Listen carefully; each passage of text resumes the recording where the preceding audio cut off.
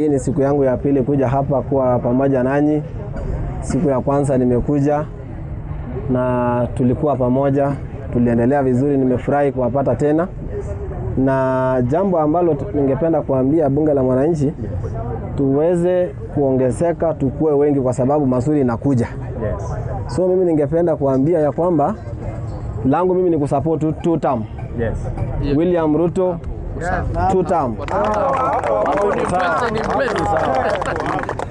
Kwa mambo ya governor, mambo mimi nasema 2 term. Kwa hivyo mimi nafurahi kasi ya President William Ruto na governor wetu, na lazima twende hadi tupatane na governor wetu hapa kabisa. Good. Hiyo ni lazima. Mambo inaendelea vizuri na tunaenda hadi tupatane huko. Kwa hivyo mimi nimekuja tu leo kuwaona, kuwatembelea, kuwanunulia chai kidogo ambayo sijui nimeambiwa. So hiyo ni kasi ya 2 term. Kwa hivyo mimi nimeshukuru sana. Nimesema asanteni, tutakuwa pamoja. Na nilikuwa nimewaambia kama kuna ile kitu ambaye haitakuwa kwa ambayo bado inahitajika hapa, mtaweza kusema. Kwa sababu hiyo ni lazima tuweze kupata. Niliwaambia mimi mambo ya pesa mniachie. Kama kuna mahitaji. Nilikuwa nimewaambia ile siku ambaye tutakuwa na bunge la mwananchi hapa, lazima tukue na tunakunywa chai na kitu ya kushika naye. Ni kweli? Hapo tutakuwa sawa.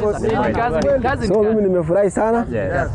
Nimekuja leo na chai tu 7,000 leo.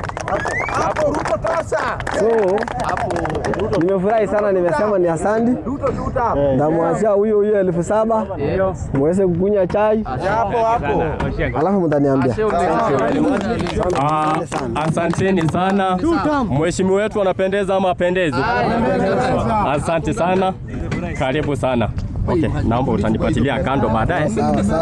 Songa tu hivi. Unajua pesa itakaye kuona jua.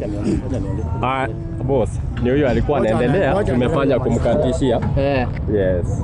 Sasa kitu tutafanya hapa situkokanya turudi kwa kuongea kawaida. Sasa tuendelee mpaka hiyo movement tena ita wenyewe. Kwani hapa ni wenyewe ni nani? Hapana. Huyu kama amekuja na mgeni, nimekuja na mheshimiwa. Nimekuja na kiongozi. Wewe tuangalie pesa. Wewe tuendelee ama tupige story? Hapa ifuatwe. Iko sawa. Tutai Kiswahili baadaye sisi. Msiende huko. Usiache bunge kwa sababu ya tuendelee na mnapiga kelele. Tumunyamaze. Nimesema wamsingire. Hiyo ni town. Nimesema security. Tulikuwa kwa mjadala ya ODM. Mimi kama mwana ODM, iko watu wanatukoroga hapo. Watu wa kina Gachagua mmetumwa watukoroge hii ODM ati kila siku Oburu ni mbaya, Oburu ni mbaya. Oburu ni mbaya na nini? Hata asikize Oburu, asikize familia. Hii chama si ya familia. Hii chama ni ya wananchi. Microphone nyingine kwa juu hii ODM ni ya waraia, si ya nini, ya sijui Wini, sijui nani. Wini kwanza atafute mizaa olewe kwanza, ndio arudi tumusikize. Na kama mtu hata kuoleka ni sida, hata ana mzee, unataka Oburu mfuate atuambie nini?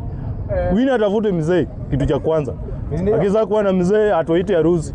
Siku yenye atatoita harusi tutamtambua. Na kama hakuna, anyamaze akule mali ya baba yake. Asante. Sawa. Thank you very much.